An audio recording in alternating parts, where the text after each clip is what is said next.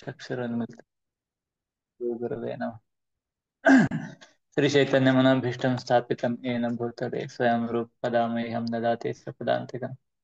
वन्दे अहं श्रीगुरुः श्रीयुतपदकमलं श्रीगुरुन् वैष्णवांश्च श्रीरूपं साग्रजातं सहगणरघुनाथान्वितं तं सजीवं साद्वैतं सावधूतं परिजनसहितं कृष्णचैतन्यदेवं श्रीराधाकृष्णपादान् सहगणललिता श्रीविशाखान्वितांश्च हे कृष्ण करुणा सिंधु दीनबंधु जगतपते गोपेश गोपिका कांत राधे कांत नमोस्तुते तप्त कांचन गौरांगी राधे वृंदावनेश्वरी वृषभानुसुते देवी प्रणमामि हरिप्रिय। वाञ्छाकल्पतरुभ्यश्च कृपा सिन्धुभ्येव च पतितानां पावनेभ्यो वैष्णवेभ्यो नमो नमः। जय श्री कृष्ण चैतन्य प्रभु नित्यानंद श्री अद्वैत गदाधर श्रीवासादि गौर भक्तवृंद। हरे कृष्ण कृष्ण कृष्ण हरे हरे हरे राम राम राम हरे हरे। हरे कृष्ण। तर सर्वांचं स्वागत आहे आणि विशेष धन्यवाद पण आहे मधुर गौर प्रभू त्यांनी इन्व्हाइट केलं आणि दुर्दैव माझं हे म्हणू शकता की मागच्या वेळेस पण त्यांना टायमात हे करू शकत नाही, रिप्लाय करू शकत नाही. काल पण ठीक आहे जे आहे ते, पण म्हटलं तुमची भेट घ्यावी सगळ्यांची म्हणून आलो. सगळ्यांचं दर्शन तरी कमीत कमी होईल, वैष्णवांचे आशीर्वाद. इथे पण आज दिवसभर मीटिंग चालू होत्या, गुरु महाराज आहेत आणि पंढरपूर प्रोजेक्ट संबंधी.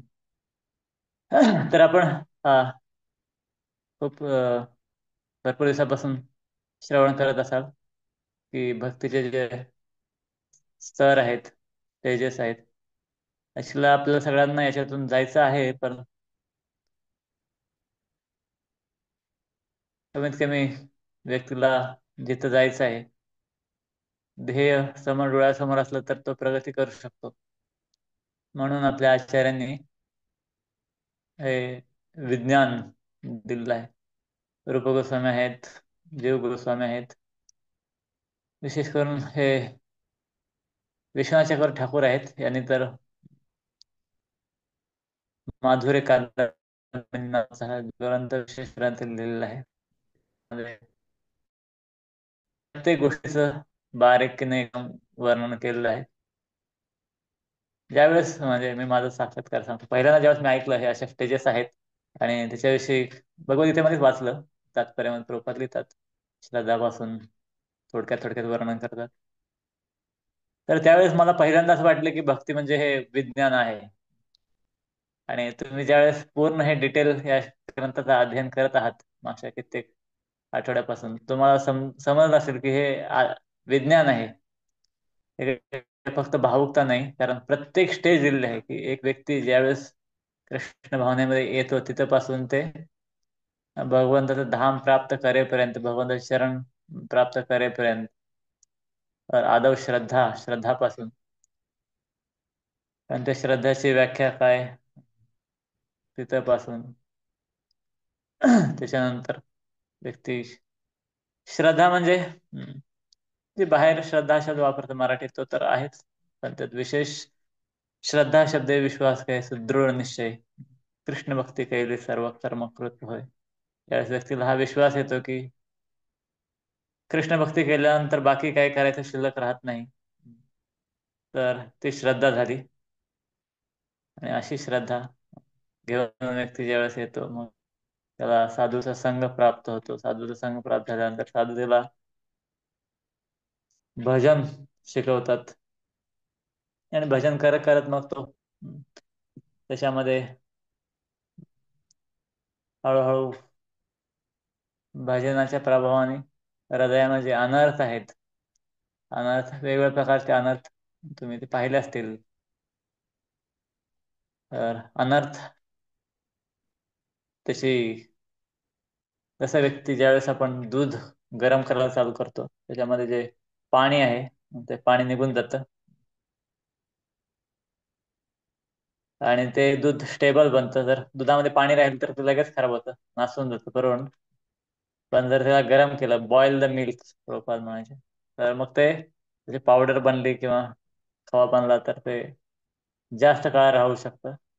तर तसंच व्यक्तीच्या हृदयामध्ये जोपर्यंत अनर्थ आहेत, मग ते त्या व्यक्तीला त्रास देत राहतात. व्यक्ती भजनामध्ये मग त्याची निष्ठा कधी कधी भजन चांगलं होतं, कधी खराब होतं. नंतरला वेड विकल्प वगैरे असते त्याच्यामध्ये प्रकार पाहिले असतील अनर्थ. आणि त्यानंतर निष्ठा, व्यक्ती निष्ठावान बनतो. आणि तिथून पुढं हा निष्ठापर्यंतचा एक मी आधी जे ऐकलं होतं की एक कर्वच्या द्वारे रिप्रेझेंट करायला गेला हा पूर्ण श्रद्धापासून प्रेमपर्यंतचा जो ग्राफ आहे. तर ते टेकडीवरती वर चढताना पर्यंतची पायरी आणि वरचा पीक म्हणजे निष्ठा आहे. आणि निष्ठापासून पुढं आहे ते वरती चढायचं नाही, पुन्हा पुढं सरळ डोंगर आहे. फक्त सायकल तुम्हाला वरती चढवायची आहे तर सुरुवातीला तुम्हाला भरपूर प्रेशर लावावं लागतं. पण एकदा निष्ठापासून पुढचं जे आहे, रुची, आसक्ती, भाव आणि प्रेम, या स्टेजेस फक्त याच्यामध्ये एकच करायचं की ते सायकलचा हँडल आहे ना, हँडल तो सोडायचा नाही कधी कधी. फक्त एवढंच, बाकी तुम्हाला पेडल जास्त लावा लागणार नाही, सायकल चालत राहील. त्याच्यामध्ये विशेष काही सिरियस ऑफेन्स नाही केला तर तिथून पुढची गाडी जी सुरळीत चालू शकते, आपण प्रेम स्थळापर्यंत पोहोचू शकतो. तर निष्ठा, नंतर नंतर रुची, आसक्ती आणि भाव. तर आज भाव बद्दल बोलायचं आहे. तर रुचीमध्ये व्यक्तीला भक्तीमध्ये हळूहळू रुची यायला चालू होते. म्हणजे जे आधी ज्या गोष्टीमध्ये रस नव्हता, जपामध्ये कडवटपणा आहे, जसं रूप गोस्वामी सांगतात उपदेश मध्ये की आपली सध्याची परिस्थिती म्हणजे कशी आहे की जॉन्डिस झालेली व्यक्ती, पित्त पित्तोपतप्तरस्नस्य न रोचिकानु, अविद्यारूपी कावीळ झाल्यामुळं आपल्याला या गोष्टीमध्ये आपण म्हणतो केशवा माधवा तुझ्या नामात रे गोडावा, पण ते गोडी येत नाही. फक्त आपण बोलायपुरतं बोलतो. पण ती रुची न येण्याचं कारण म्हणजे हे अनर्थ आहेत. आणि हे अनर्थ जसे जायला चालू होतील, तर एक गोष्ट आहे की या सगळ्या स्टेजेस, असं नाही की एक स्टेज पूर्णपणे कंप्लीट झाल्यानंतर नवीन स्टेज मध्ये प्रवेश करतो, पहिली संपल्यानंतर दुसरी मध्ये जातो, दुसरी संपल्यानंतर तिसरी मध्ये जातो, असा प्रकार नाही. एकाच वेळी व्यक्तीमध्ये पुढचे पाठीमागच्या स्टेजेस तर अस्तित्वात असतात आणि पुढची सुद्धा काही लक्षणं आता दिसू शकतात किंवा कधी कधी प्रकट होतात. आणि कधी कधी अप्रकट होतात. म्हणजे भाव असं नाही की नंतर आपल्यामध्ये पण भाव कधी कधी प्रकट होतो. जसं आपण पाहिलं असलं, कधी आपण वृंदावन वगैरे गेल्यानंतर किंवा शुद्ध भक्तांचा विशेष संग केल्यानंतर आपल्या डोळ्यातून कधी अश्रू येतात, रोमांच उभे राहतात. तर परंतु दुर्दैव एक आहे की आपण हे आपल्यामध्ये टेबल कंटिन्युअस सातत्याने राहत नाहीत. तर हे फक्त येतात आणि जातात. तर ते सातत्याने राहायला पाहिजे. तर हे स्टेजेस आहेत त्या, याच्यामध्ये आपण एकामध्ये असताना मेनली एक स्टेज मध्ये असो, परंतु बाकीचे स्टेजेस पण आपल्यामध्ये सायमल्टेनियसली त्याच वेळी अस्तित्वात असतात. तर हे रुची आहे, रुचीमध्ये व्यक्तीला असं इच्छा व्हायला चालू होते हृदयामध्ये. आपण कसं ओळखायचं की सध्या मी रुची आहे की नाही? काहीतरी बाह्य लक्षण आहेत आणि काही आंतरिक लक्षणं पण आहेत. तर ज्यावेळेस हृदयामध्ये इंटेन्स डिझायर, भगवंतला भेटण्याची, भगवंताबद्दल ऐकण्याची, गुरु महाराज म्हणतात ना की आपल्या या जगाचा वीट आला पाहिजे, कंटाळा आला पाहिजे. आपल्याला ह्या जगातला कंटाळा आला आणि आपल्याला भगवंताबद्दल भेटायची इच्छा झालेली आहे. तर आणि भगवंताच्या नामामध्ये, जपामध्ये, कीर्तनामध्ये नाम आणि कीर्तन वेगळं नाही. काही काही कीर्तनामध्ये रुची येते, म्हणजे कारण त्यात संगीतामध्ये रुची असते आपली, ते काही ऍक्च्युअल भजनामध्ये रुची नसते. आपण संगीत बंद पडलं तर आपल्याला ते ऐकवायची इच्छा होत नाही, म्हणजे काही ते आपण ते रुचीचा स्तर नाही, तो आपला मे बी मटेरियल रुची असेल. तर जो भाव स्तर आहे, भाव याच्यात तर फक्त मी म्हटलं जसं की याच्यातला काही अनुभव मला नाही, आणि वर्णन करायचं म्हणून, व्याख्या करायचं म्हणून करू शकतो. असं भक्तिधर स्वामी सिंधूमध्ये म्हटलेलं आहे, शुद्ध सत्व विशेषात्मा प्रेम सूर्यांश साम्य भाग रुचिभिः चित्तमाचरण्य त्रिदाशो भाव उच्यते. भावाची व्याख्या सांगितलेली आहे की शुद्ध सत्व विशेषात्मा, तर त्या व्यक्तीमध्ये हं, शुद्ध सत्व विशेष करून जागृत व्हायला चालू होतं. आणि शुद्ध, आता या जगामध्ये व्यक्ती आपण पाहतो, हे तसं समजायला सोपं पण आहे, कारण का हे भौतिक जगत आहे, हे आध्यात्मिक जगताची परवड रिप्लिका आहे. तर भले आपल्याला आध्यात्मिक जगतातले भाव नाही पाहायला मिळाले, तर या भौतिक जगातले भाव पाहायला मिळतात. त्याच्यामध्ये जमीन आसमानाचा फरक आहे दोन्हीच्या क्वालिटीमध्ये, परंतु दोघांची लक्षणं सारखेच आहेत, ऑलमोस्ट सारखेच आहेत. तर भौतिक जगामध्ये लोकांमध्ये ज्यावेळेस भाव दिसतात, तुम्ही पाहता काही काही व्यक्ती भावुक होतात, रडतात, कधी कधी भीती जर आहे त्यांच्या अंगावरती, रोमांच उभे राहतात, कंप, अश्रू, तरंग वगैरे. सिमिलर भाव आहेत आध्यात्मिक जगतामध्ये, पण त्याचे कारण वेगळे आहेत. भौतिक जगामध्ये एखाद्या व्यक्तीमध्ये भाव उदित होण्याचं कारण काय आहे? 3 गुण आहेत, सत्वगुण, रजोगुण आणि तमोगुण. सिमिलरली मी जसं म्हटलं की हे आध्यात्मिक जगत हे उलट आहे, रिप्लिक आहे. तर आध्यात्मिक भाव उत्पन्न होण्याचे कारण काय आहे? तर तिथं पण 3 गुणच आहेत. पण ते 3 गुण म्हणजे हे भौतिक 3 गुण नाहीत, तर तिथं सत चित आनंद. तर याचे तिन्हीचे प्रिसाइडिंग डिटी आहे. तसं सच्चिदानंद हा शब्द ऐकला असला, पण सत म्हणजे इटर्निटी. संवित, संधिनी आणि लाधिनी ह्या भगवंताच्या शक्ती आहेत. संवित म्हणजे जे ज्ञान शक्ती आहे. संधिनी म्हणजे जे अस्तित्व शक्ती आहे. आणि लाधिनी म्हणजे हा आनंद देणारी शक्ती. तर यांच्याद्वारे हे भाव उदित होतात. तर ते सांगितलंय की प्रेम सूर्यांश साम्य भाग. तर त्याची तुलना करताना एक कम्पॅरेटिव्हली समजावं म्हणून सांगितलेलं आहे की हा भाव कसा प्रकार आहे. म्हणे जर प्रेम सूर्याप्रमाणे असेल, तर भाव हा त्याच्या एका सूर्यांश, एक किरणाप्रमाणे आहे. तर विचार करू शकतो की एक किरण मध्ये, आता एक किरण म्हणजे जर भाव असेल, तर सूर्यामध्ये किती किरण असतात? अनलिमिटेड. तर प्रेम काय असले हे आपण समजू शकतो, कारण प्रेम या बॉडीमध्ये एक्सपिरियन्स पण करू शकत नाही, आणि एक्सप्लेन पण करू शकत नाही ऍक्च्युली शब्दामध्ये. तर आणखी एक प्रकारे उदाहरणाद्वारे समजावून देतात की जर समजा कृष्ण प्रेम, आपण म्हणतो ना की भक्ती लता आहे, आणि ही भक्ती लता परिपक्व होत जाऊन भगवंताच्या चरणामध्ये तिला कृष्ण प्रेमाचं फळ लागतं. चैतन्य महाप्रभूंनी पण वर्णन केलं आहे या भक्तिलताचं. नंतर कृष्ण प्रेम हे जर त्या भक्तिलतेचं जर फळ असेल, तर त्याची पूर्व स्टेज, फळाच्या आधी काय असतं? फूल असतं. तर हे भाव म्हणजे ते फूल आहे, फूल. आणि तिच्या पूर्वीची जे स्टेज आहे, फुलाच्या आधी काय असतं? कळी असते. तर आसक्ती म्हणजे ती कळी आहे. तर आसक्ती स्तरामध्येच ऍक्च्युली भाव प्रकट होतात. म्हणजे जसं जे फळ आहे ते कळी आली म्हणजे तिथून पासून त्याची उत्पत्ती झालेली आहे. पण त्याचे काही ठराविक वेळ गेल्यानंतर, जसं एक उदाहरण चैतन्य चरितामृतमध्ये चैतन्य महाप्रभू कृष्णदास कवराई गोस्वामी सांगतात की दूध दूध आपण त्याला कंडेन्स करायला लागलो, तर त्याच्यानंतर पहिल्यांदा ते घट्ट होतं. परत आणखी त्याला आपण रबडी म्हणतो, आणखी घट्ट झालं. तर आणि त्याच्यामध्ये शेवटी मिश्री ऍड केली, साखर ऍड केली.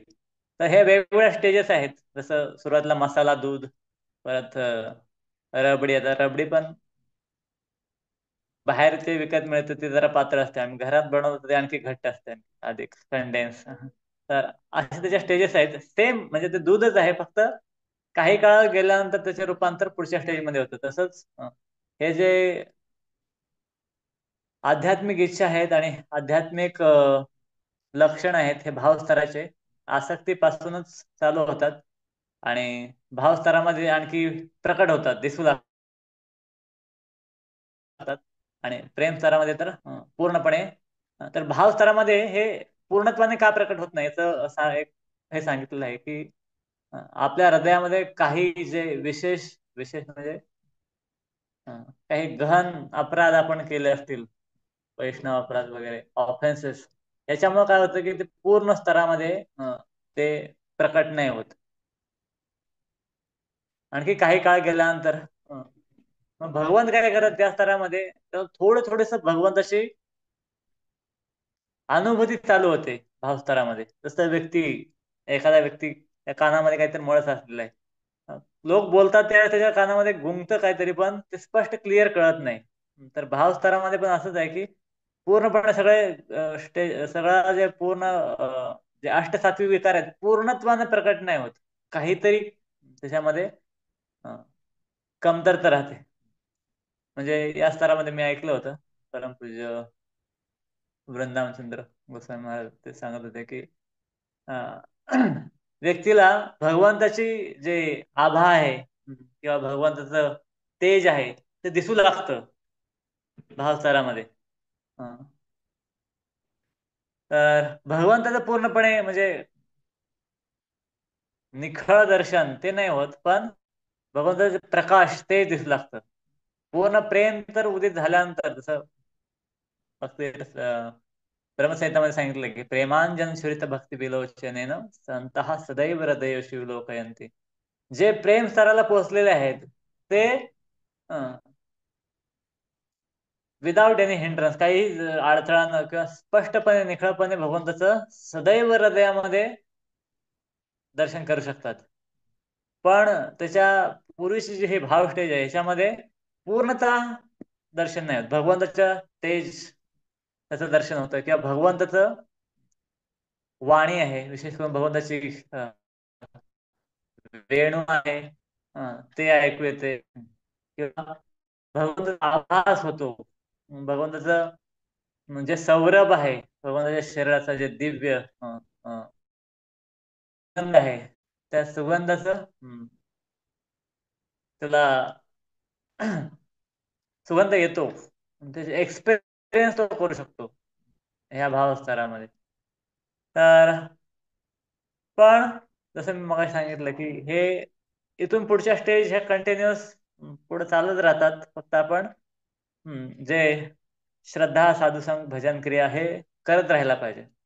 प्रत्येक स्टेजमध्ये श्रद्धा वाढत जाते आणखी व्यक्ती साधूंचा संग हे कधीच त्याग नाही करायचं.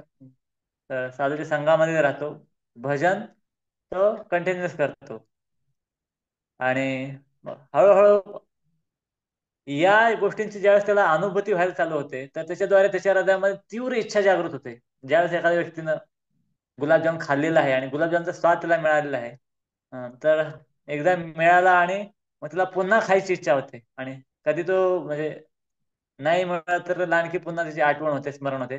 तसं या व्यक्तीला ज्यावेळेस भावस्तरामध्ये भगवंताची थोडीशी अनुभूती होते आणि पुन्हा विरह होतो, तर व्यक्ती तो पुन्हा प्राप्त करण्यासाठी आणखी तीव्र लालसा त्याच्या हृदयामध्ये निर्माण होते.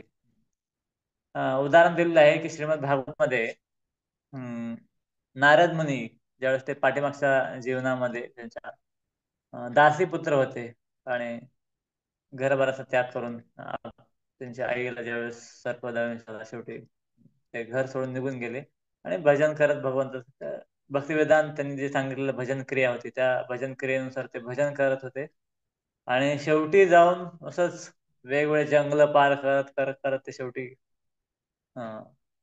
एका ठिकाणी गेले आणि त्या ठिकाणी झाडाखाली बसले, एका घनदाट वृक्षाखाली बसले, तर पाणी प्यायले आणि त्यावेळेस अचानक त्यांचं भजन चालूच होतं. हृदयामध्ये काय झालं त्यांच्या, असं भगवंताचं दर्शन झालं आणि भगवंताचं ज्यावेळेस त्यांनी दर्शन घेतलं हृदयामध्ये, तर त्यांच्या डोळ्यातनं अश्रुधारा व्हायला लागल्या, शरीरावरती रोमांच उभे राहिले. आणि असं काय एखाद्या म्हणजे व्यक्तीला, मोठा कंजूस व्यक्तीला मोठा धन लाभ व्हावा असताना एकदम खूप आनंद झाला, अत्यानंद झाला. पण झालं काय दुसऱ्या क्षणी, काही क्षणानंतरच त्यांचं ते जे दर्शन आहे ते पूर्णपणे बंद झालं. म्हणजे भगवंतानी स्वतःच जे स्वतःला लपवून घेतलं किंवा दर्शन देणं बंद केलं. आणि त्यावेळेस त्यांची अवस्था अशी झाली की जसं मग सांगितलं मी, कंजूस व्यक्तीला मोठी धनप्राप्ती व्हावी आणि दुसऱ्या क्षणी त्यांच्यावरती सरकारी कारवाई व्हावी वगैरे, काय सरकारनं ते सगळं धन घ्यावं किंवा ते धन तिथं चोरीला जावं किंवा अशा प्रकारे एकदम त्यांच्या हृदयामध्ये एकदम तीव्र लालसा उत्पन्न झाली की आता ते दर्शन मला आता कधी होईल आणि मला ते दर्शन का होत नाही. आणि ते त्याच्या इतकं व्याकुळ झालं, त्यांचं हृदय पूर्णपणे विदीर्ण झालं. हं. आणि त्यावेळेस मग भगवंतांनी काय केले, तर आकाशवाणी झाली की हे नारद, तू आता जे दर्शन घेतलं तर हे तुला आता या जन्मात नाही होईल, हे होणार नाही. तर तू तुझं काय कर, भजन करत राहा. तर पुढच्या जन्मामध्ये, मग ते पुढच्या जन्मामध्ये, पुढच्या कल्पामध्ये ना, तर मोठे महान ऋषी झाले आणि असे त्यांना शरीर प्राप्त झालं आणि भगवंताचं नेहमी दर्शन ज्यावेळेस पाहिजे त्यावेळेस ते करू शकतात. तर ती जी स्टेज आहे ते पाठीमागच्या लाईफ मधली त्यांची, की त्याला तीव्र लालसा उत्पन्न झाली त्या भाव स्तरामध्ये की हा, तसं त्या भक्ताला ज्यावेळेस त्या भाव स्तरामध्ये जातो, आणि कधी कधी भगवंताचा असा आभास होतो किंवा भगवंताचं स्वल्प दर्शन होतं, त्यांचे तेज किंवा त्यांच्या ध्वनी, असं अनुभव होतो. आणि ज्यावेळेस त्याचा अनुभव म्हणजे काही काळासाठी परत निघून जातो, तर त्याला आणखी हृदयामध्ये तीव्र इच्छा होते. आणि त्या तीव्र इच्छेमध्ये काय होतं की जे अनर्थ साठलेले होते, ज्याच्यामुळेच व्यक्ती अजून पूर्णपणे भगवंताचं दर्शन होत नाही, ते अनर्थ सगळे हळूहळू निघून जातात. तर व्यक्ती म्हणजे भावस्तरामध्ये प्रगती करत राहिला की हळूहळू त्याचे अनर्थ पण निघून जातात.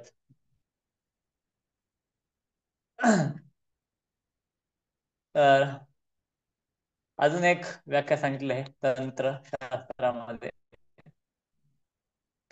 प्रथमावस्था भाव इति अभिधीयते.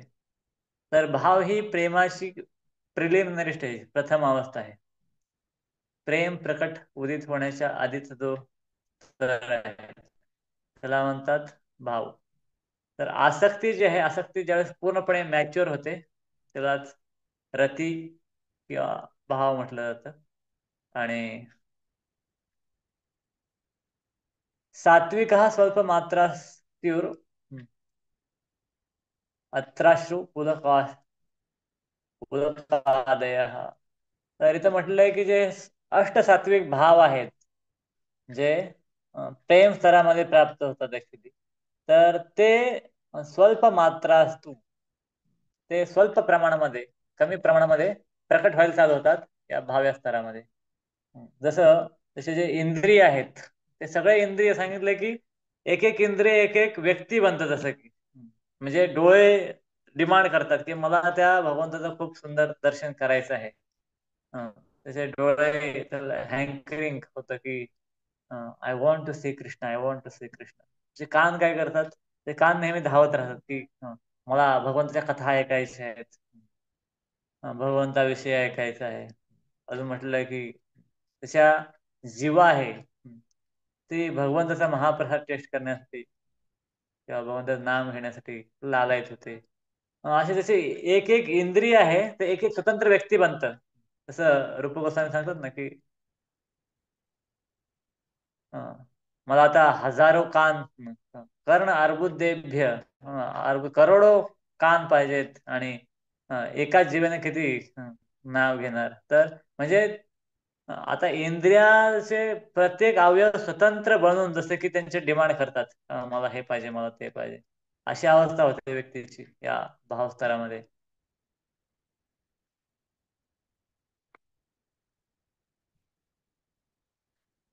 तर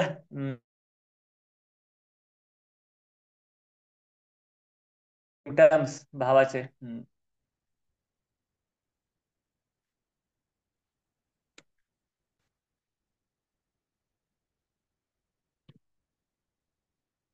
आहेत पण एक ते जास्तच वर्णन करण्यापेक्षा श्रीमद भागवत मध्ये पण एक श्लोक आहे ज्याच्यामध्ये भावभक्तीचं वर्णन आहे की प्रॅक्टिकली आपण कसं समजू शकतो की कारण बाकीचे जे भाव आहेत ना हे दाखवणं कधी कधी सोपं आहे आणि याच्यामध्ये कधी कधी व्यक्ती त्या स्तराला नसताना सुद्धा ते इमिटेशन करू शकतो. फॉर एक्झाम्पल एकदा प्रभुपाद वृंदावनमध्ये होते आणि सगळे त्यावेळेस ऑलमोस्ट फॉरेनचे त्यांचे शिष्य होते आणि वृंदावन मंदिरामध्ये काय झालं कृष्ण बलराम मंदिरात अजून पूर्ण कन्स्ट्रक्शन झालं होतं नंतर अशा स्टेजमध्ये होतं. एक व्यक्ती आला आणि तो अं, कृष्ण बलराम समोर मोठ्या मोठ्या उड्या मारून असा गडगड लोळायचा डोळ्यातून अश्रुधारा काढायचा हे काढायचं ते करायचं आणि ते असं बघून ते सगळे पाश्चात्य देशातले भक्त एकदम त्यांना आश्चर्य वाटलं की हा भाव प्रेम स्तराला पोचलेला भक्त आहे.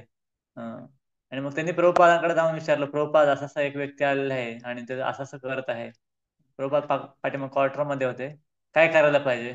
प्रभुपाद म्हणले त्याला चप्पल न मारा म्हटले. तर चप्पल न मारा का बरं म्हटले? त्या प्रभुपादांना माहित आहे की हे जे स्टेज आहे ऍक्च्युली जो व्यक्ती हे भाव स्तर प्राप्त करतो ना त्याचा भाव स्तराचं एक लक्षणच आहे की जशी एक श्रेष्ठ काय म्हणतो आपण तुला पतिव्रत पतिपरायणा स्त्री आहे ती कधीही आपलं सौंदर्य आणि आपलं हे इतरांसमोर प्रकट करायची इच्छा नसते. ती फक्त आपल्या पतीसमोर प्रकट करते. तसंच भावस्थातला जो व्यक्ती आहे तो त्याचे जे भाव आहेत तसं बाजार भावामध्ये दाखवत नाही की बाबा सगळीकडे त्याचं प्रदर्शन करत फिरत नाही. आणि मोस्टली ज्यावेळेस व्यक्ती असे प्रदर्शन करतात तर ते समजायला पाहिजे काय हे सहजीय लोक असतात. म्हणून प्रभुपादांनी सांगितलं चप्पलने मारा. तर मग चप्पलने मारल्यानंतर लगेच कळतं तो कुठल्या भावामध्ये आहे.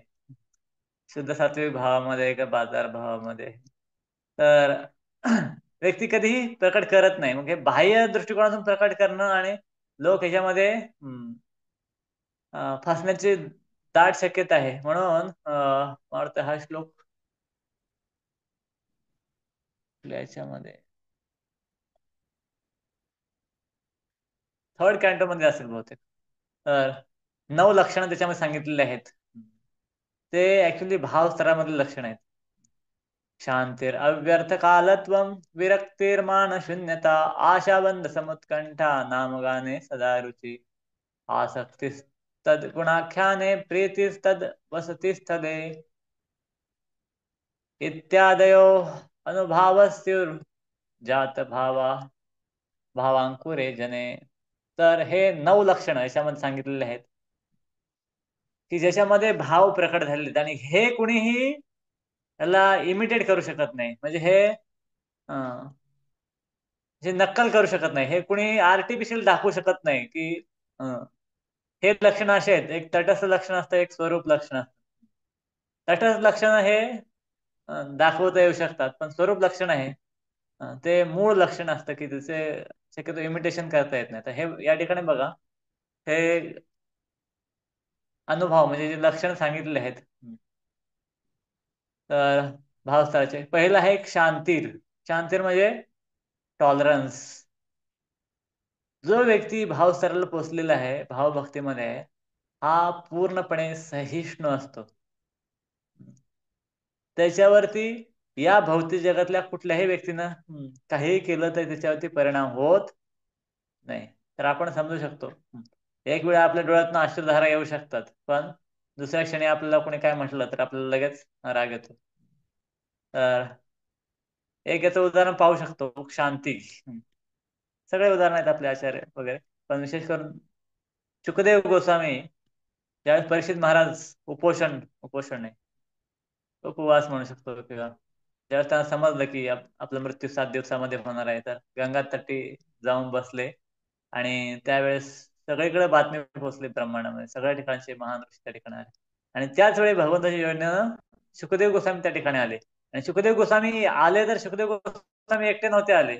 त्यांच्याबरोबर काही मुलं काही लेडीज वगैरे सुखदेव गोस्वामी पूर्णपणे दिगंबर अवस्थेमध्ये होते. म्हणजे अंगावरती वस्त्र नाही दिशा त्यांचं वस्त्र होतं. आणि लोक काय करत होते, त्यांच्या अंगावर कोणी केर टाकत होतं, कोणी त्यांच्या अंगावरती मूत्र विसर्जन करत होतं, मुलं दगड मारत होते, काय करत होते, पण त्यांच्यावरती काहीही परिणाम नाही. हे सगळं सहन करत होते. तर याला म्हणतात भावस्तर. तर आणि हे कोणी इमिटेट करू शकत नाही. पण ज्यावेळेस त्या मुलांनी वगैरे त्यांनी बघितलं की इथं त्या सभास्थळी आल्यानंतर सगळे जे महान महान ऋषी आहेत ते त्यांना प्रणाम करू लागले.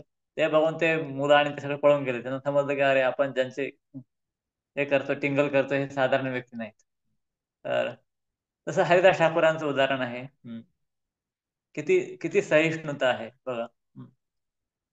की हरिदास ठाकूरांना आणि काही त्यांचा दोष नव्हता. असं नाही की त्यांनी कुठे निदर्शनं केली कुणाच्या विरुद्ध, किंवा त्यांचा झेंडा वरती लावला, कोणाचा खाली घेतला, असं नाही. कुठल्या समाजाचं काही काहीच केलं नाही. त्यांचे ते भजन करत होते, पण त्यांना काय केलं, 22 बाजारामध्ये मारण्यात आलं. पण त्यांनी कुठलाही प्रतिकारही नाही केले.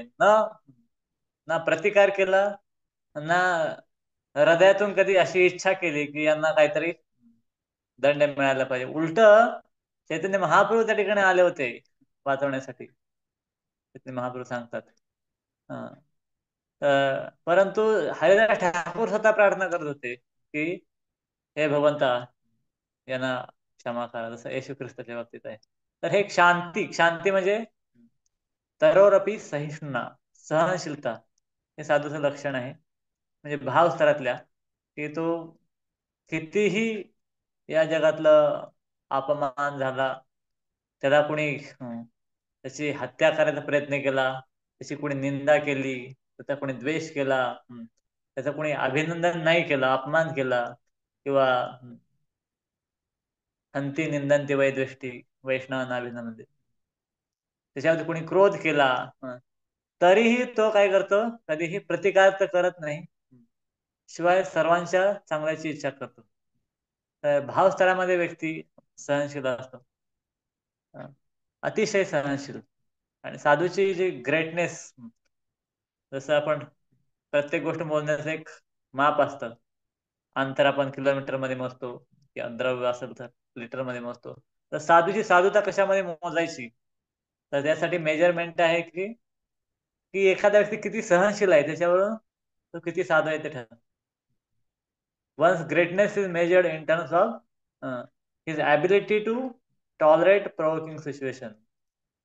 गुरु महाराज पण म्हणतात, साधू म्हणजे सहिष्णू. जर सहिष्णू नसेल तर तो साधू कसा. म्हणजे असं सांगितलं की जर एखादा चंद्र आहे, तर चंद्र प्रकाश देत नसेल, शीतल जर नसेल तर तो चंद्र नाही.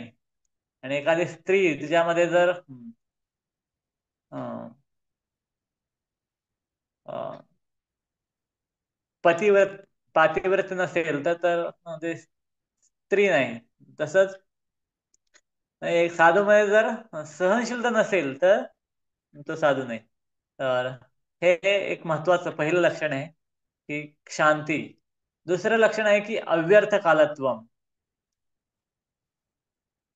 अव्यर्थ कालत्वम, तो त्याला एक क्षण सुद्धा कृष्ण भावने विना गेलेलं सहन होत नाही. म्हणजे तो प्रत्येक क्षण भगवंताच्या सेवेमध्ये लावायचा, भगवंताच्या चिंतनामध्ये लावायचा प्रयत्न करतो. कधीही काळ वेस्ट करत नाही. त्यामुळे तुम्ही पहा, प्रभुपादांचे जेवढे पण लेक्चर आहेत, मला सुरुवातीला ज्यावेळेस ऐकायचं ना, त्यावेळेस वाटायचं की हे फक्त म्हणायसाठी म्हणतात. ऍक्च्युली हे काही खरं नाही. प्रभुपाद म्हणायचे ना, 24 hours we should be engage. पण मी म्हणजे एक प्रॅक्टिकली त्यावेळेस म्हणजे सुरुवातीला सुरुवातीला विचार करतो की हे कसं काय शक्य आहे. 24 तास आपण झोपण्यामध्ये 7-8 तास जातात, आणि 24 तास कसं काय भक्ती शक्य आहे. 24 hours भगवंताचं चिंतन कसं शक्य आहे. तर वास्तविक ते शक्य आहे. कारण प्रभुपादच लिहितात, उपदेशामृत मध्ये पण लिहितात की जसं व्यक्तीची भक्तीमध्ये प्रगती होत जाईल, तर हळूहळू त्याच्या ज्या शारीरिक गरजा आहेत ना, त्या कमी होतात. विशेष करून अत्याहार प्रयास, त्या पहिल्याच दुसऱ्या श्लोकामध्ये प्रभुपाद लिहितात की व्यक्ती जसं जसं प्रगती करत जाईल, त्या तमोगुण कमी होत जाईल, तशी हळू त्याची निद्रा कमी होते. आणि आपले आदर्श प्रभुपाद सांगतात की रूप गोस्वामी, सनातन गोस्वामी असले पाहिजेत, किंवा जे षड गोस्वामी आहेत. प्रभुपाद लिहितात की रूप गोस्वामी हे 2च तास झोपायचे, किंवा कधी कधी तेवढीही झोप घेत नसत. कारण कृष्ण भक्ताला अं, एक क्षणही भगवत चिंतनाविना घालवलेलं आवडत नाही.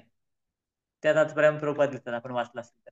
तर वास्तविक हे सत्य आहे की जे भाव स्तरातले भक्त आहेत ते एक क्षण सुद्धा मटेरियल दृष्टिकोनातून आपण म्हणतो की ते कधी चाणक्य पंडितांचं उदाहरण वगैरे देतो की एक क्षण आपण जर गेलेला तो लाखो मुद्रा देऊन सोन्याच्या मुद्रा देऊन पण वापस येणार नाही.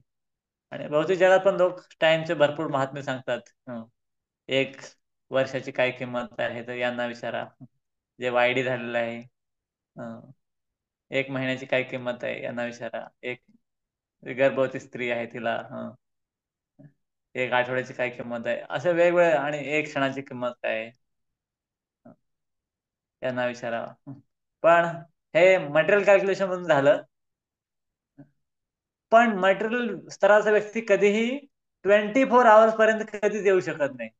तो वेडा होऊन जाईल, पागल होऊन जाईल. म्हणजे जर एखाद्या व्यक्तीनं भौतिक दृष्टिकोनातून असं ठरवलं की मी काळ वाया घालवणार नाही आणि 24 तास काम करणार किंवा 24 तास बिझी राहणार, ते पॉसिबल नाही. पण स्पिरिच्युअल प्लॅटफॉर्मवरती, आध्यात्मिक स्तरावरती हे शक्य आहे. हे शक्य आहे नाही, हे लक्षणच आहे भाव स्तरातल्या व्यक्तीचं की तो एक क्षणही भगवत चिंतनाशिवाय किंवा भगवत सेवेशिवाय वाया घालवत नाही. तिसरं आहे विरक्तीर. तर तो विषयापासून पूर्णपणे विरक्त होतो. भावसातला व्यक्ती म्हणजे त्याला भौतिक विषय जे आहेत, कारण त्याचे इंद्रिय आता काय करू लागलेले आहेत. भावस्थारामध्ये मी सांगितलं कृष्णाची टेस्ट मिळाल्यामुळे आता तो भौतिक टेस्ट घेणारच नाही, तिकडे जात नाही. भौतिक गोष्टीमध्ये अटॅच होत नाही.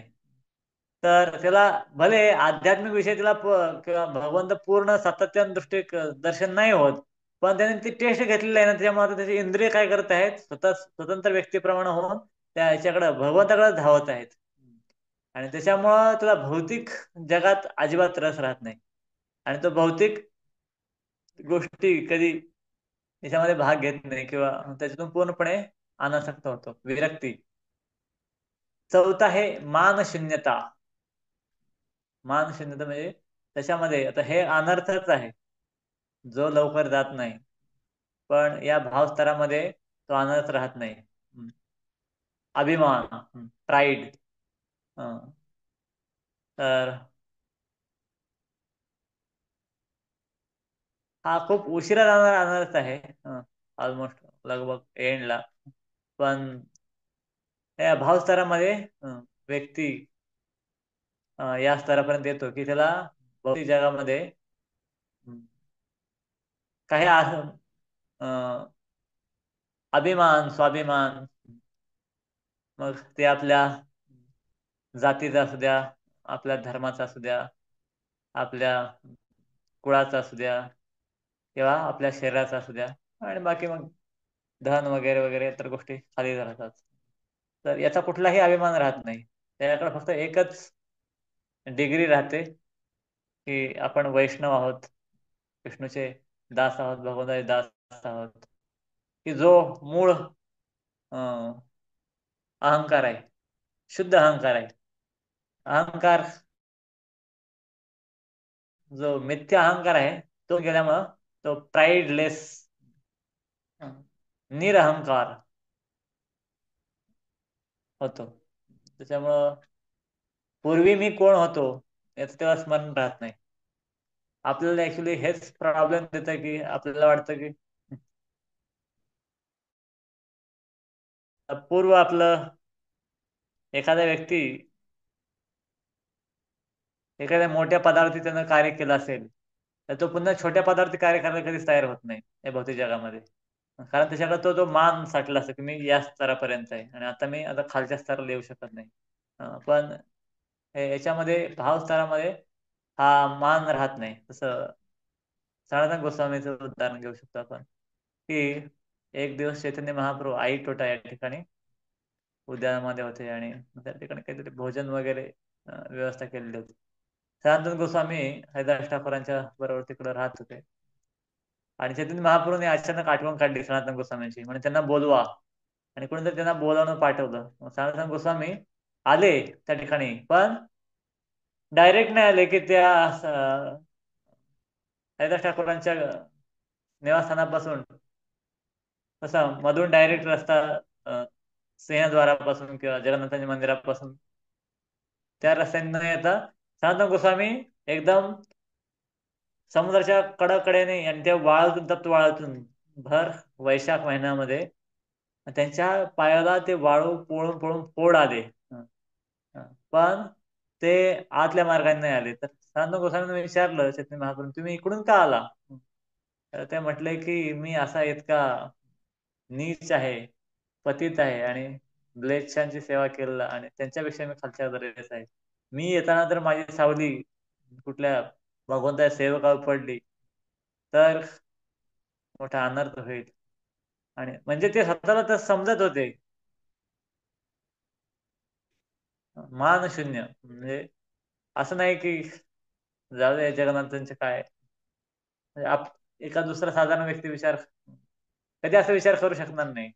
एक तर आपण त्यांच्यामध्ये दोष पाहतो, जे सेवक आहेत वगैरे, हे तर शबर जातीचे आहेत, मी तर उच्च सारस्वत.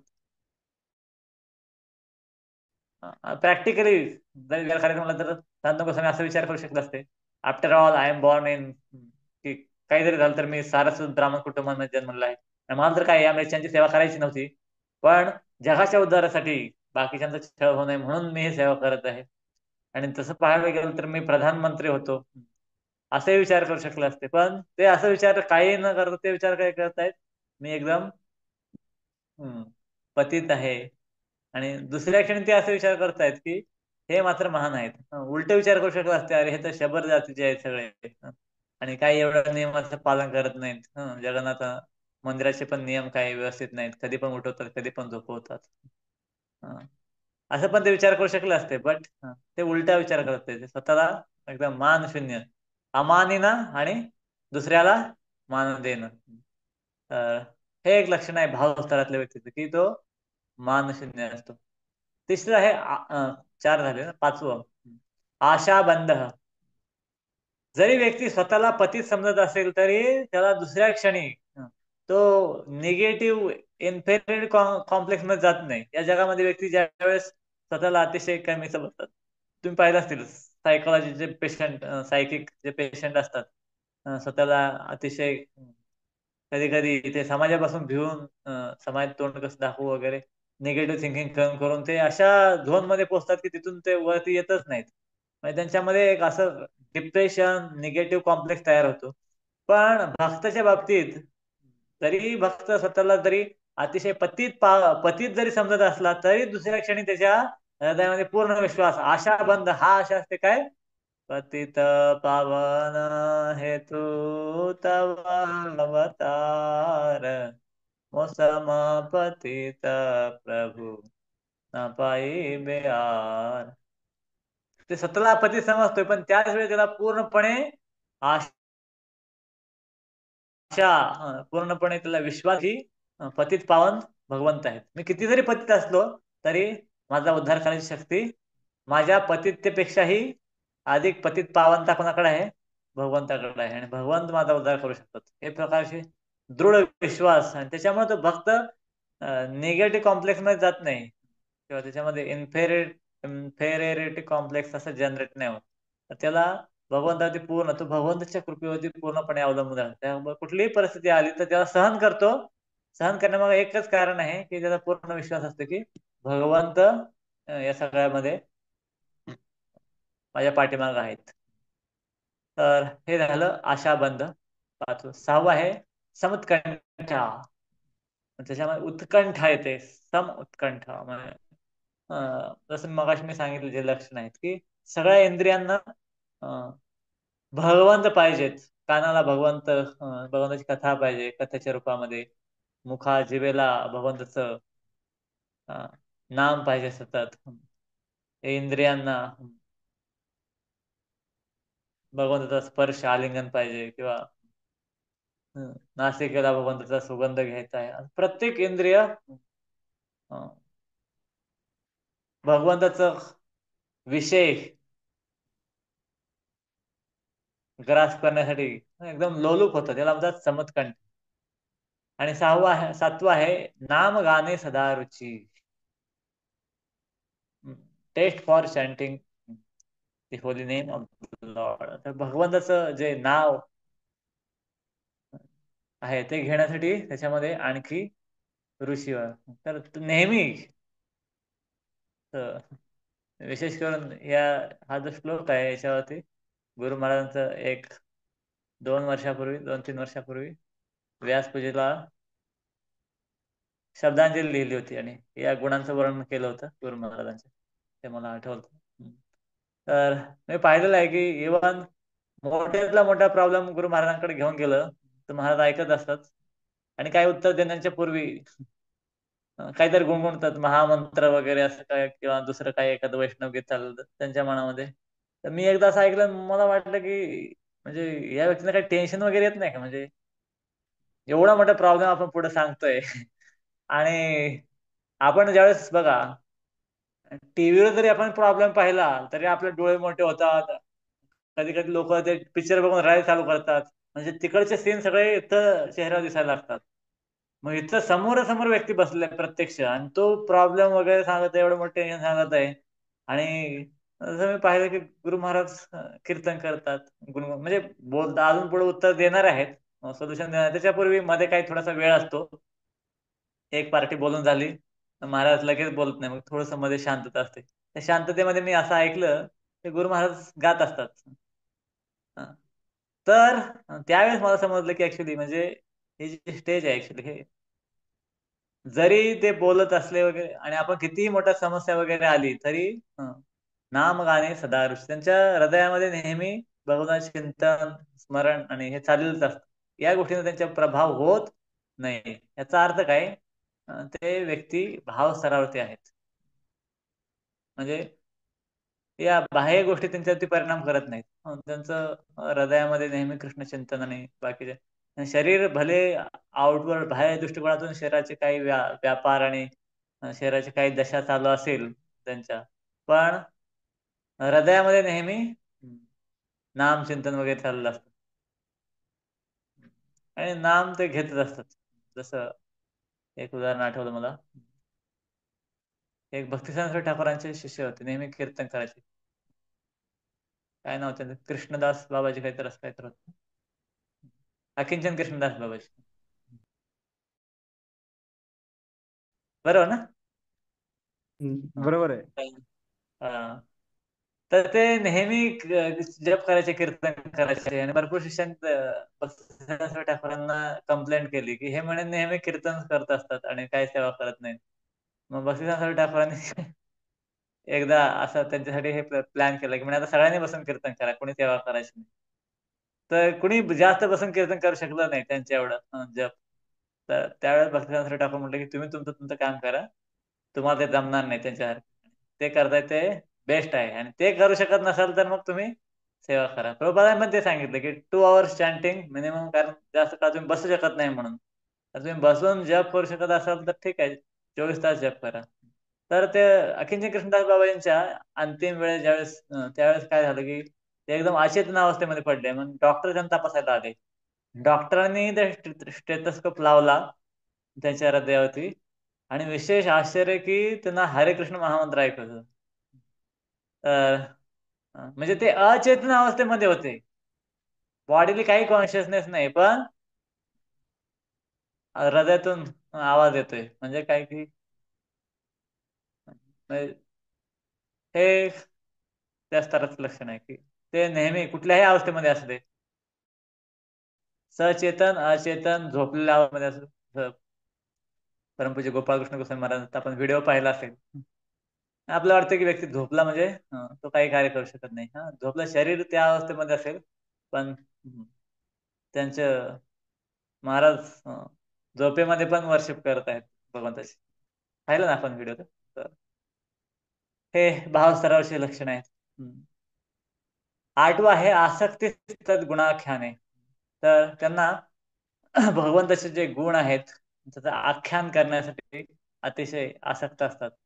प्रभुपाद किंवा आता तुम्ही पाहू शकता परमपूज्य जयप्रताप स्वामी महाराज आहेत. ते बोललेलं आपल्याला डायरेक्ट समजत पण नाही, एक पण मध्ये ट्रान्सलेटर लागतो. तरी पण त्यांना राहवत नाही, ते बोलत राहतात. हॉस्पिटल मधून उठले की माईक समोर, माईक समोर उठले की हॉस्पिटलमध्ये. म्हणजे किती आसक्ती आहे व्यक्ती, विचार करा एखाद्या व्यक्तीला जसं असतं ना की त्याच्यापासून वेगळं करू शकत नाही, काढलं ना तुम्ही. चुकीचं उदाहरण होत आहे पण एखादा घाणीतला किडा असेल, त्याला घाणीतनं बाजूला काढलं ना तर पुन्हा तिकडे घाणीकडे जातो. इतकी आसक्ती होते. तसं या भक्ताची उदाहरण चुकीच झालं पण मला सांगायचं होतं की ते आठवलं डोक्यात, की त्याच्याशिवाय ते राहू शकत नाही. प्रभुपादांनी सांगितलं की तुम्ही बोलायचं. प्रभुपादांचं का नाही, भक्तिसिद्धांत ठाकूरांना पण डॉक्टरने ऍडवाइस दिला बहुतेक की तुम्ही आता बोलू नका म्हणे. तर ते म्हणले मी भले मरू शकतो पण मी हे करू शकत नाही. म्हणजे मी नाही बोललो तर काय, माझं तेच जीवन आहे, बोलणं हेच माझं जीवन आहे. तसं या भक्ताची, भावस्तरातल्या भक्ताची आसक्ती अतिशय तीव्र होते. आणि प्रीतीस्तद वस्तीस्थले, तर विशेष करून भगवंताचे जे धाम आहेत त्या ठिकाणी भगवंत नित्य निवास करतात, त्या ठिकाणी राहण्यामध्ये, धाम वास करण्यामध्ये त्या भक्ताला अतिशय प्रीती किंवा प्रेम उत्पन्न होतं. तर ह्या काही लक्षणं आहेत त्याच्यावरून आपण समजू शकतो की तो व्यक्ती भावस्तरामध्ये आहे. तर आपल्याला तर म्हणजे आपल्याला म्हणण्यापेक्षा माझं वैयक्तिक सांगतो की मला यातला कशाचाही जास्त काय अनुभव नाही, काही नाही.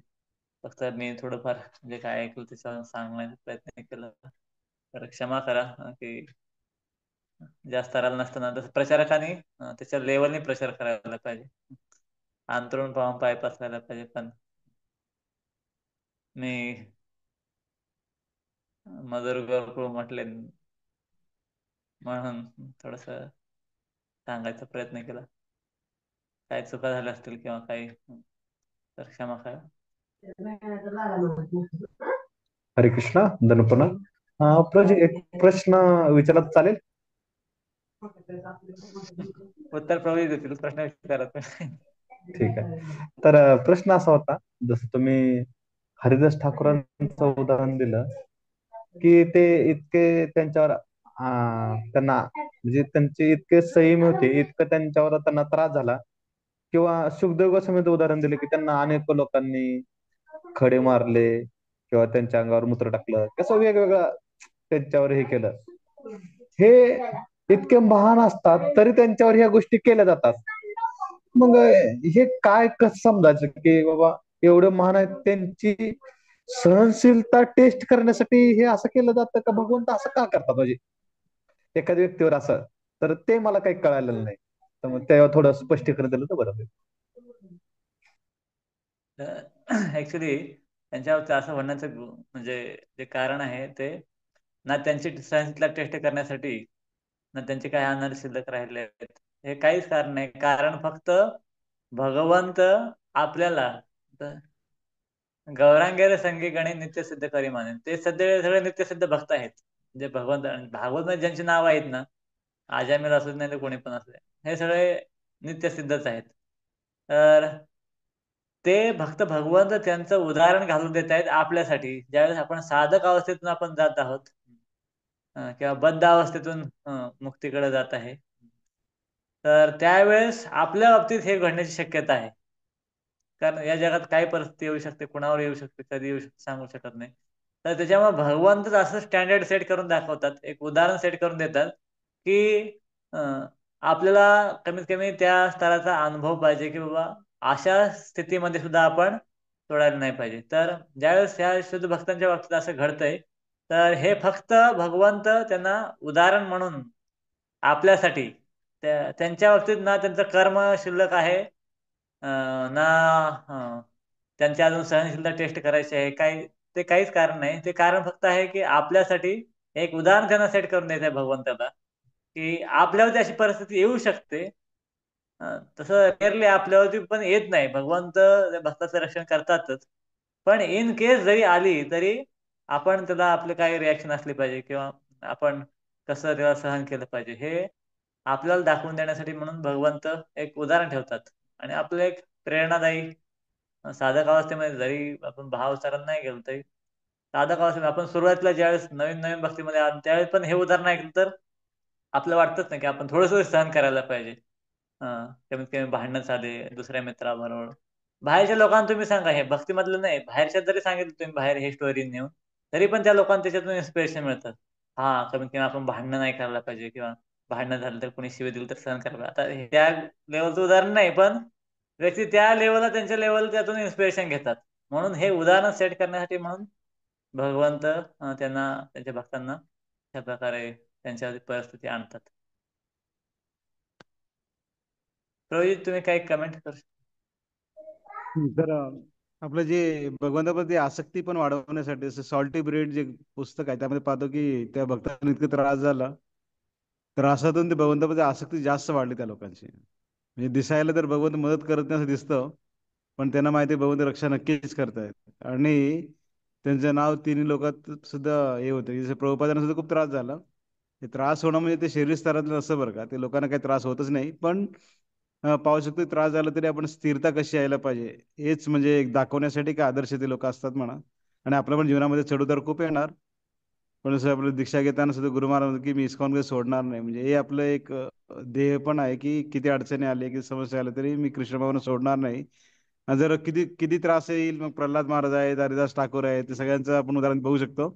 ते उदाहरण पाहिलं की आपल्यामध्ये जीवनामध्ये एक आपण काहीच नाहीये.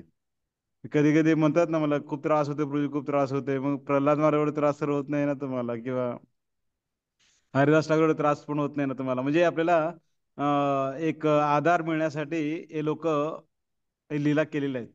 ते लीलाच म्हणू शकतो म्हणून त्या गोष्टीला. महाराजांचा किती त्रास झाला, किती लोकांनी मारलं, तरी ते एक लीला आहे त्यांचं, की त्या लीलामध्ये काय शिकवतात तुम्हाला, तुम्ही पण असं बना. तोर महात्मे होऊन गेले, चरित्र त्यांची पहा, जर आपण त्यांच्या समान व्हायचं आपण बोध करा. हे महात्म्या लोकांचं चरित्र ऐकल्याशिवाय डिटर्मिनेशन वाढत नाही आपल्या जीवनामध्ये. कारण का कधी थोडं संकट आलं लगेच सोडून जातो आपण, अरे संकट येऊ लागले. तर आपण हे संकट आलं तरी आपण स्थिर येण्यासाठी हे सगळे आदर्श आपल्याला या आचार्य लोकांनी दाखवून ठेवलेले आहे. तर मागचा उद्देश हेच आहे, त्यांना काही फरक पडत नाही, त्यांना काही करा. हरिदास सगळं 22 बाजारात मारलं तरी काय झालं नाही त्यांना. पण आपण सहन करू शकत नाही, एवढी क्षमता नाही आपली, आणि बहुत एवढा त्रास देणार पण नाहीत.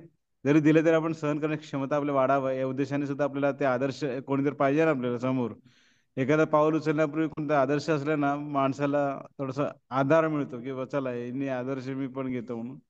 आपले सर्व आचार्य लोक आहेत ना, आदर्श प्रस्तुत केलेले, त्यामुळेच संकट जरी आले तर त्यांना ते सहन करण्याची क्षमता आपल्याला वाढावं हेच उद्देश आहे. आणि कशाप्रमाणे एखादा अभ्यास वर्षभर अभ्यास केला आणि परीक्षाच नाही दिली तर मग त्या अभ्यासाचा काय अर्थच नाही. असं आपण आयुष्यावर भक्ती करतो, पण संकटच नाही आलं तर मग ते तुम्हाला मग त्यात काय रुची येणारच नाही. एक्झाम नसेल तर नुसतं परीक्षा देत म्हणजे परीक्षा नाही दिली पण 4 वर्ष डिग्री केली तर काय अर्थ नाही. तर परीक्षा देणं म्हणजे काय, एक त्यामध्ये पास होण्याचे लक्षण आहेत. आपण असं भगवान सुद्धा परीक्षा घेतात म्हणा, संकट देतात, अडचणी देतात, त्यामुळे सुद्धा भगवंत बघतात. पण जसं प्रभूजी म्हणलं की ते स्तर खरंच खूप उच्च स्तर आहे. पण असं आपण अनुभव करू शकतो की आपण थोडं थोडं काही जरी झालं तरी किती राग येतं आपल्याला, किती क्रोध येतं, किती म्हणजे असं कोणी चूक केलं तरी असं म्हणजे खूप आपल्याला असह्य होतं.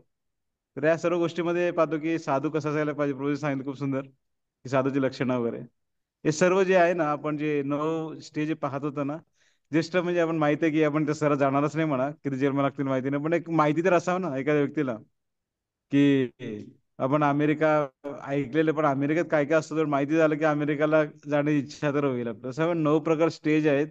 एक तर माहिती असावं यासाठी विषय घेतला होता, पण खूप अवघड विषय आहे, पण या विषयातून खूप गोष्टी शिकायला पण भेटले.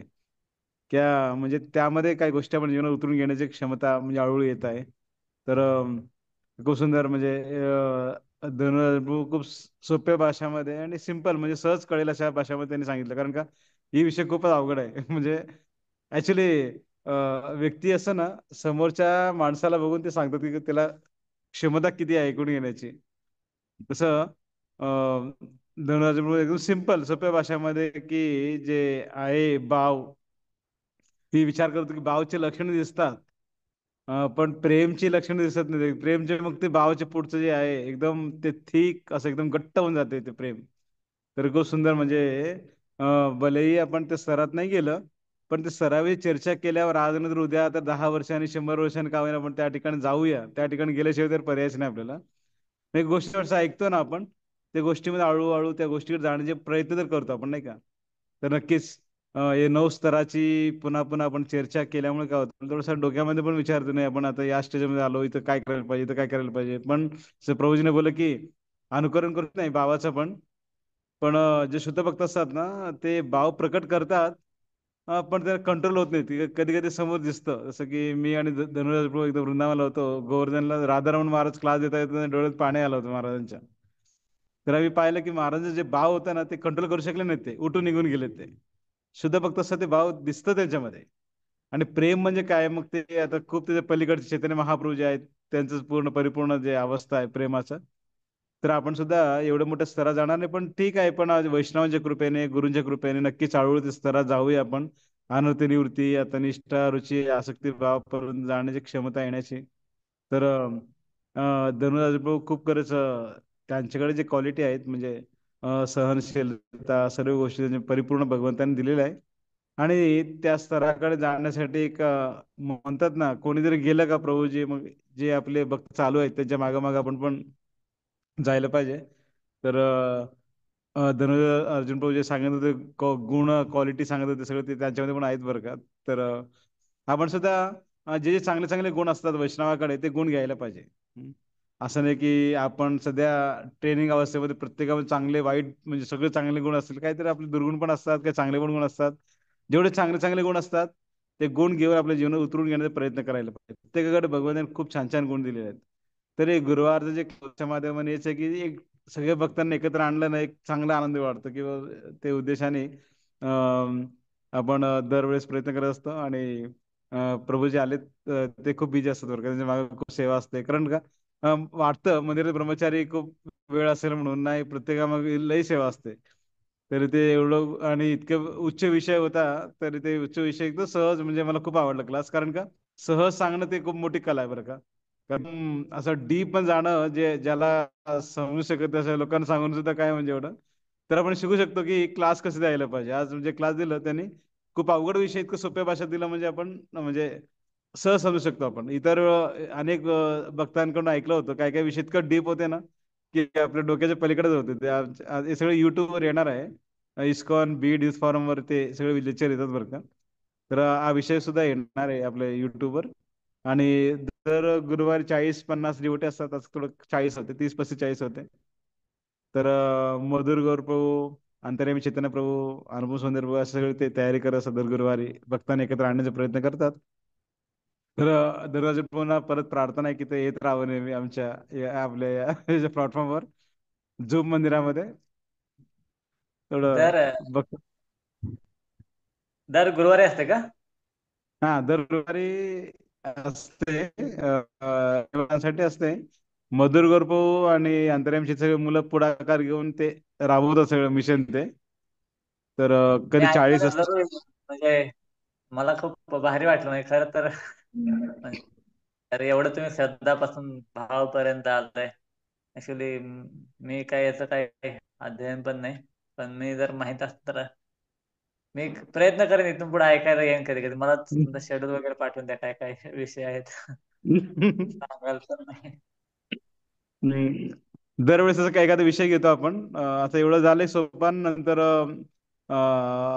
जीवदया नामेरूची वैष्णव सेवावर पण 3 दिवस सेमिनार पण कंटिन्यू होणार आहे असं म्हणजे एक टॉपिक वर थोडंसं आपल्याला बोलायला पण छान वाटते आणि आमचा विचार विचार असा आहे की या प्लॅटफॉर्मवर एकटा व्यक्ती बोलत नाही जसं मी माझं लेक्चर महिन्यातून 1.5 महिन्यात एकदा असते कधी कधी अंतर्यामी चैतन्य येतो कधी मधुर गौर येतो कधी असे सगळ्यांना ट्रेनिंग देण्यासाठी प्रत्येक टॉपिक दिलं जातं आणि कधी आता यावेळेस आम्ही सगळं थोडं सिनियर ब्रह्मचार्यांना बोलवलंय आम्ही कारण का ते टॉपिक खूपच अवघड होता त्यामुळे नंतर जनरल टॉपिक मध्ये आपले सगळेच भक्त बोलतात असतात कधी प्रजापती विष्णू बोलतो कधी असे भक्त येतात म्हणा तुम्ही पण येत राहा म्हणजे आपण थोडं चांगलं प्लॅटफॉर्म जेणेकरून ना प्रत्येकानं जसं भक्तीमध्ये गंभीरता आणण्यासाठी खूप प्रयत्न करतो बरं का आम्ही पण मुलं एवढं अल्लड असतात ना ते बिलकुल ऐकण्याची क्षमता नसते किंवा प्रवचन म्हणजे नको वाटतं मुलांना तरी बसून बसून बसून तर कारण का क्लास ऐकल्याशिवाय प्रगती होतच नाही म्हणा तरी खूप प्रयत्न चालू असते चालेल तर श्रीमान धनुराज प्रभू खूप व्यस्त वेळ काढून सुद्धा मंदिराचे उपाध्यक्ष पण आहेत आणि त्याची खूप सेवा सुद्धा असते तर वेळ काढून आले प्रभूजींना आपण धन्यवाद देऊ एकदा हरे कृष्ण मंत्र म्हणून हरे कृष्ण कृष्ण कृष्ण हरे कृष्ण हरे कृष्ण हरे हरे हरे राम राम हरे राम हरे राम हरे राम राम राम ओके, मधुरगौर काय अनाउन्समेंट काय? पुढचा क्लास आपण चर्चा करून घेऊया पुढचा. चालेल चालेल, मग भेटूया परत.